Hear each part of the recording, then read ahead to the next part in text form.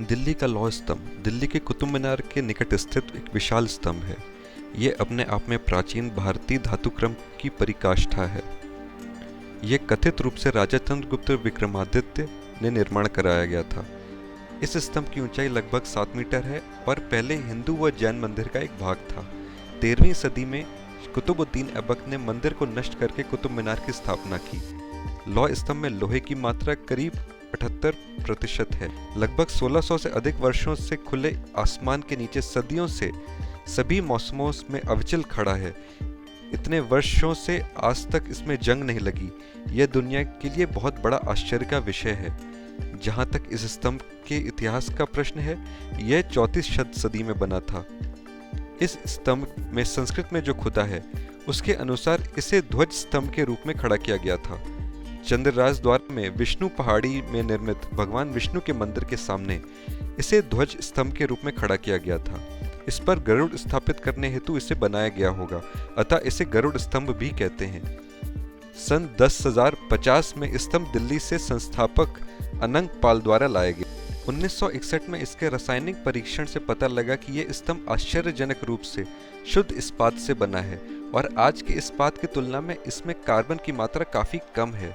भारतीय पुरातत्व सर्वेक्षण के मुख्य रसायन शास्त्री डॉक्टर बीबी लाल ने इस निष्कर्ष को निकाला कि स्तंभ का निर्माण गर्म लोहे के 20 से 30 किलो के टुकड़ों को जोड़ने से हुआ है। माना जाता है 120 कारीगरों ने कई दिनों के परिश्रम के बाद इस स्तंभ को निर्माण किया। आज से 1600 वर्ष पूर्व गर्म लोहे के टुकड़ों को जोड़ने की उक्त तकनीक भी आश्चर्य का विषय है, क्योंकि इस लौह स्तंभ में एक भी जोड़ भी कहीं नहीं दिखाई देता। इसमें फास्फोरस की अधिक मात्रा और सल्फर तथा मैग्नीज की कम मात्रा है। स्लग की अधिक मात्रा अकेले तथा सामूहिक रूप से जंग प्रतिरोधक क्षमता बढ़ा देते हैं।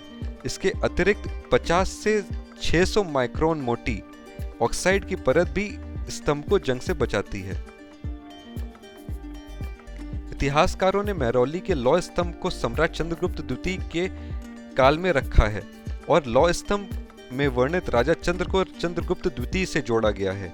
कुछ इतिहासकार मानते हैं कि उस लौह स्तंभ में जो लेख हैं वो गुप्त लेखों की शैली का है और कुछ कहते हैं चंद्रगुप्त द्वितीय ने धनुर्धारी सिक्कों में एक स्तंभ नजर आता है जिस पर गरुड़ है। स्तंभ की सतह पर कई लेख और भित्ति चित्र विद्यमान हैं जो भिन्न भिन्न तिथियों के हैं। इनमें से कुछ लेख स्तंभ के ऊपर भाग पर हैं जहां पहुंचना अपेक्षाकृत आसान है। फिर भी इनमें से कुछ का व्यवस्थित रूप से अध्ययन नहीं किया जा सकता है। इस स्तंभ पर अंकित सबसे प्राचीन लेख चंद्र नामक राजा के नाम से है, जिसे प्रायः गुप्त सम्राट चंद्रगुप्त द्वितीय द्वारा लिखवाया गया माना जाता है। यह लेख 33.5 इंच लंबा और 10.5 इंच चौड़े क्षेत्रफल में है। यह प्राचीन लेख अच्छी तरह से संरक्षित है क्योंकि यह स्तंभ के जंग प्रतिरोधी लोहे से बना है, किंतु उत्कीर्ण प्रक्रिया के दौरान लोहे का कुछ अधिक भाग कटकर दूसरे अक्षरों से मिल गया, जिससे कुछ अक्षर विलुप्त हो गए हैं। और कितने राज इस स्तंभ में गड़े हुए हैं जिनका हमें आज तक पता ही नहीं चला है और शायद कभी पता भी ना चले समय के साथ। अगर आप चाहते हैं कि हम ऐसे ही वीडियोस और भी आपके लिए लाते रहें तो प्लीज़ इस वीडियो को लाइक, शेयर और प्लीज़ इस चैनल को सब्सक्राइब करें। Thank you so much for watching.